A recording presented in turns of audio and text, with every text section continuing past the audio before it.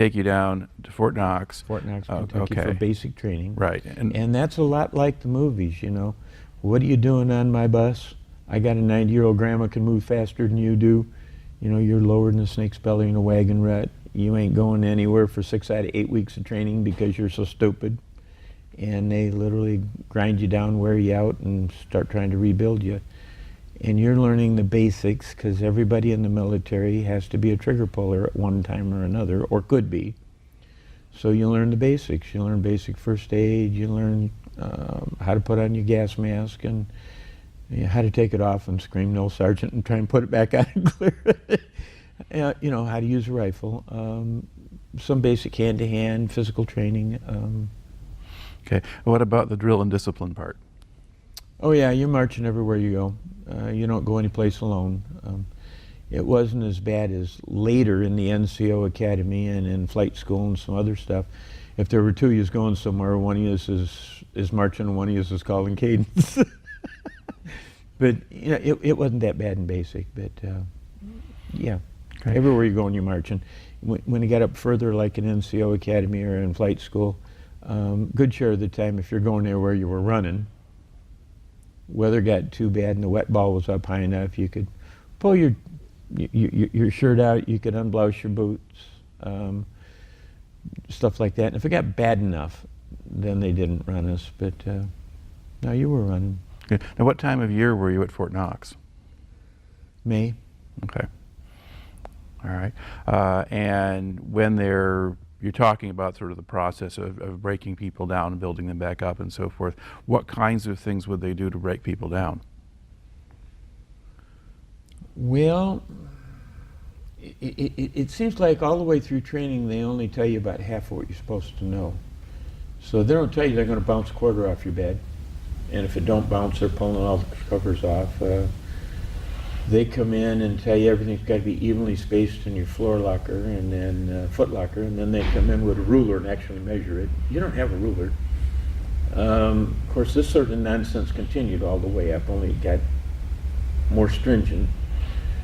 But they'd check and do the same thing. They'd measure every one of your uniforms in your closet or your wall locker and measure them across, and they got to be equally spaced.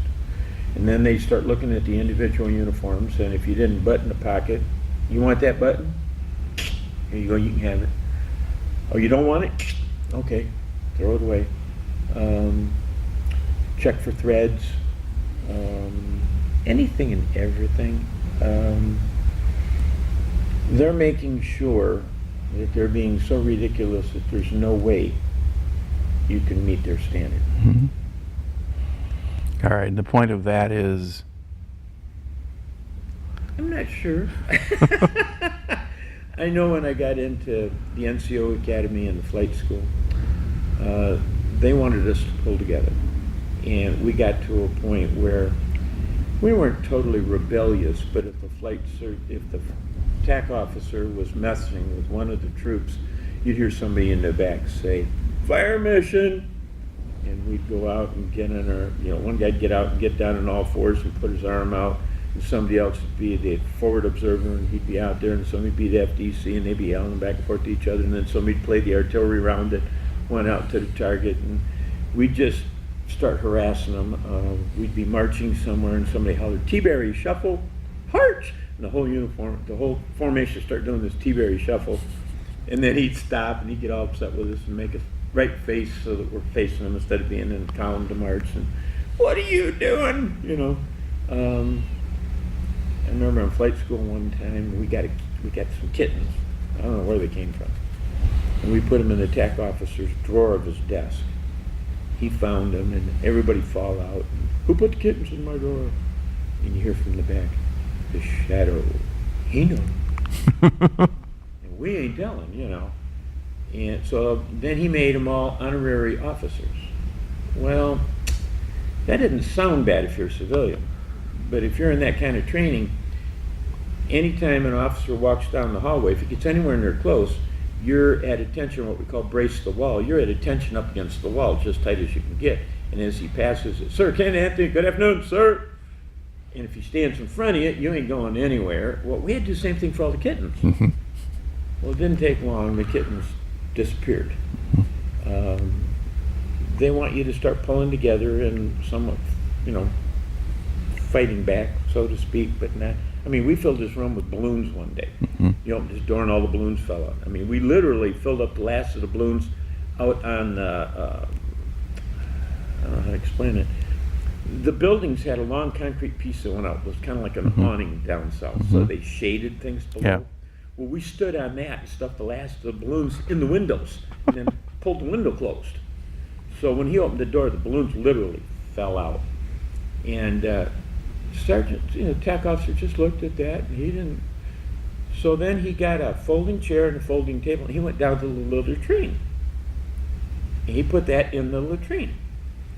When you walk down to use the bathroom and you walk in, what are you doing in my office? Out you go. Well, if you went to his office, you had to stand in the doorway, pound on the door frame, and finally he'd say, do I hear a termite in my wood? Sir, Kennedy, request permission to enter, sir. What do you want to enter my office for, sir? Sir Kennedy, I'd like to use the urinal, sir. You want to do what in my office? Didn't take us long. We got rid of all the balloons. But they're trying to get you to pull together as a unit, together, to function together. The rest of it, to answer your question, was probably attention to detail. Mm-hmm. My wife tells me that I notice things that I guess nobody ought to notice, which was interesting because later while flying in Vietnam, I noticed that there were a series of charcoal kills, and that the fifth one there they never lit. Reported it, patrol went out, it was full of ammo. We're out another night and you just notice things that, I don't know, why do you notice them? I just notice them. Okay. Now, initially, you're going in, you're drafted, draftee normally serves for 2 years. And back then it was strange because if you were a draftee, your Social Security, your military number started with U.S. Mm-hmm. And if you signed up, you were RA. Yeah. And U.S. was really looked down on because you were the scum they had to come get. I mean, that's kind of the... And at the end of basic, they flew in a helicopter for orientation to how you approach it, because you never approach a helicopter from the back. You approach it from the side or from the front. The blades can flex, so you do want to bend down. While you can stand up and get under them most of the time, you get a gust of wind or something, you may end up being a little shorter real quick.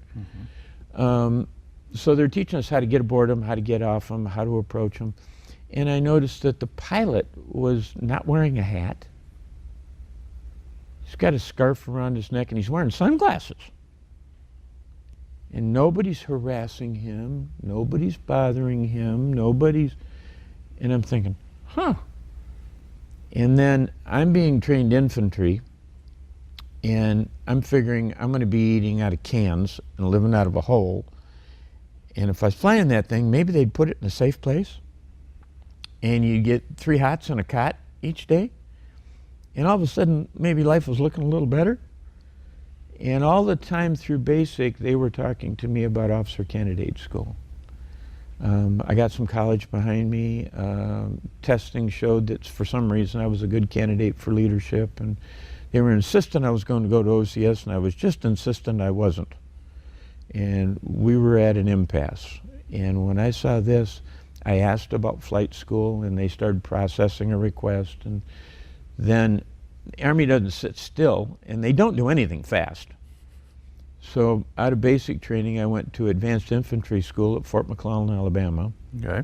And that was an interesting base because that's also a WAC training center. That's also chemical warfare school at that time. So that was an interesting base to go to. And there they went through, I think they called it fast aptitude test, was flight selection. And helicopter?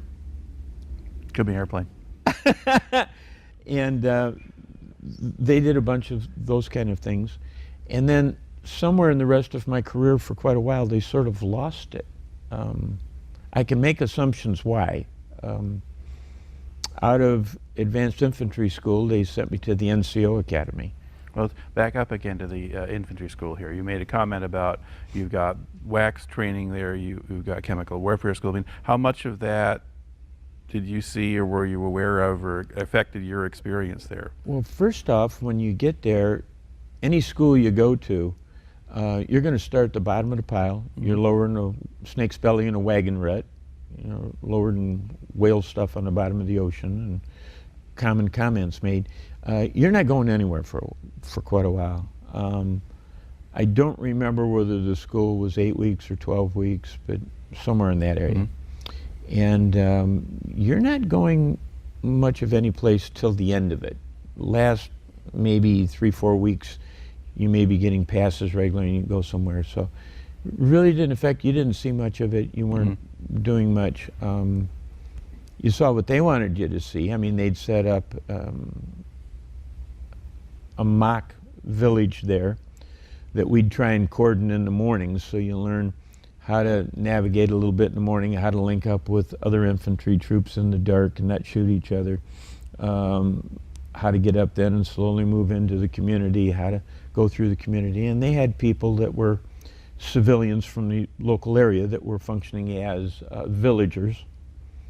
And so they tried to make the training as realistic as they could.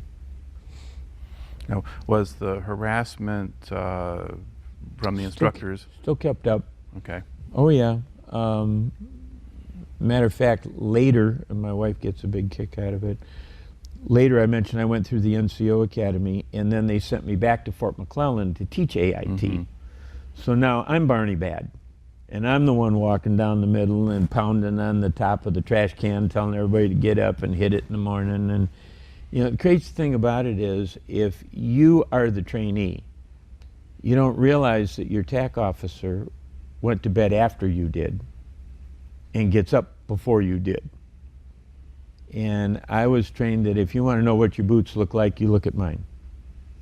So you don't really realize that it's kind of a reverse thing. You know, you're always in your own little world and you feel sorry for yourself. But you know, looking back, it's easy to see it wasn't that difficult. When you're going through it to begin with, it turns your world upside down, and it's something like you've never been through before. And but every time you go up in one of the schools, it gets crazier and it gets worse, and it gets longer.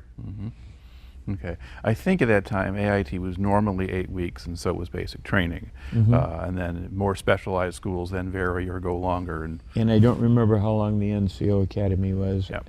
I do remember that that was it wasn't a volunteer. I didn't ask. And they called it shake and bake. That's what the guys called it. Vietnam was very much a small unit warfare, and they were having trouble finding, promoting, having enough non-commissioned officers that were knowing what they're doing. I mean, it always amazes me, the military, after a war, starts forgetting everything they learned and starts getting rid of all the people that have the most experience and the most training, probably because they're paying them the most. But there's a reason why. I mean, you take something like Special Forces I worked with, it takes years, and I mean literally, I mean, we ain't talking 1 year. They go through, if you're standard Special Forces, you go at least through 2 years of school, and then take a year with a unit and another year to shake out. Probably takes somewhere between 4 to 5 years for you to really start knowing what you're doing and how to do it, and you're performing and independent, and then they take a look and how many of these guys do we need, and they start cutting back, and they start forgetting all the stuff that really made it work. But basically in Vietnam, there was they had built up the Army very quickly, as well as the Marine Corps. They needed people to be the squad leaders and do a lot of that kind of stuff, and so they have to create a bunch quickly. So most of them are picked out of basic training or AIT and said, hey, you have leadership material. But in your case, was this a stepping stone to go to flight training, or a way to just kill time? I don't think so. I think I'm one, I fit the criteria, they just took me and put me there. Like I said, I went back and trained AIT, Then after that, they pulled me again and sent me to long-range recon school. Because at that time, I didn't know it at the time, but at that time they were having like 90% casualty rate for the recon patrols that were going over the border into Laos and Cambodia. And they needed people. And that's where I was when my request for flight school finally caught up to me. And I think it was due to a chaplain that I'd went and talked to and says, you know, somewhere back in basic, I requested flight school. They did the testing, but it didn't happen. And I think it was due to him that they finally messed around. I found out later that they started, they have a certain washout rate they expect. And I guess the washout rate was a lot heavier than they expected. And I don't think they wanted to let me go. I think they needed numbers. I was one of the numbers. I was evidently successful. And so washing out of the Ranger training? Yeah. Yeah, okay. Well, you say Ranger training. It's difficult to tell who there was doing what, because we had Special Forces, we had Rangers, we had CIA, we had some Mercs that were all trained in school. You can say it was at Fort Benning, but we got to Benning, they issued our field gear, and we went to, I think it was a week or so, we went to some classes. And after that, we were in the field. And they never give us enough map to really know where we are, because we'd have walked out. And we're running around out there in the middle of no place, and they're supposed to drop us supplies. And you get on the radio and you talk to the L-19 bird dog, and he's coming in, and he tells you to authenticate, and you authenticate, and then he tells you you're wrong, so he doesn't drop your supplies. So the next 2 days you're chasing snakes and purifying water, maybe by boiling it or whatever. And the people that are training you, you have an aggressor force, they already know the whole agenda. They know where you're supposed to be. They know where you're supposed to go. So we got original. I mean, if we're supposed to go over here, what's the shortest route? Let's take the long way. We didn't want to play their game. But I think that's too part of what they wanted to teach you. But if you went the straight way, you were going to get caught. And they weren't nice to you if they caught you. And so, anyway. All right. So at what point then do you finally actually get to flight school? And when is it that you start that? I was out in long-range recon school when helicopter came in at one point, and they called off names, and I thought they had a package or something. And I came forward, and he says, "Get aboard the bird. Top wants to see you, First Sergeant." So I got aboard the helicopter and took me back to main base, and Top says, "Got orders, you're going to flight school." Well, that was another week or two away, so they sent me over to Chapel Hill there at Fort Benning, and I was Barney Bad at large, harassing a whole bunch of people's troops. I'm not responsible for any of them. I'm just harassing a whole bunch of them because I've been trained to do that, you know. So, well, you take the guys to the field, I go flip their bunks, I turn their footlockers upside down, I write up all the demerits, you know. So I did that for a couple weeks, and then I went over for flight school. And flight school, again, you're starting at the bottom of the barrel. Okay, but do you remember roughly when, chronologically, you showed up at flight school? No. Okay. Are we in 1968 now? You know, my wife and I were talking, and after a while, you realize in your life you end up with a hole.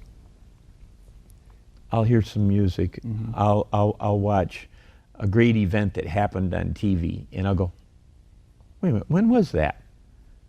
And they'll tell you, go, "Oh, that must have been when I was at Fort Benning, or that must have been where I was overseas or something." Because you're so busy, you're not watching the afternoon news.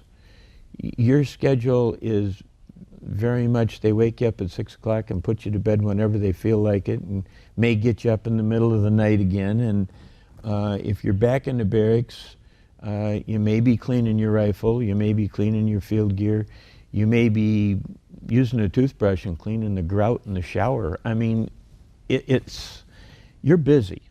and they make sure you're busy all the time. And you got a weekend pass, you don't know a whole lot about the town. You don't know a whole lot about anything. You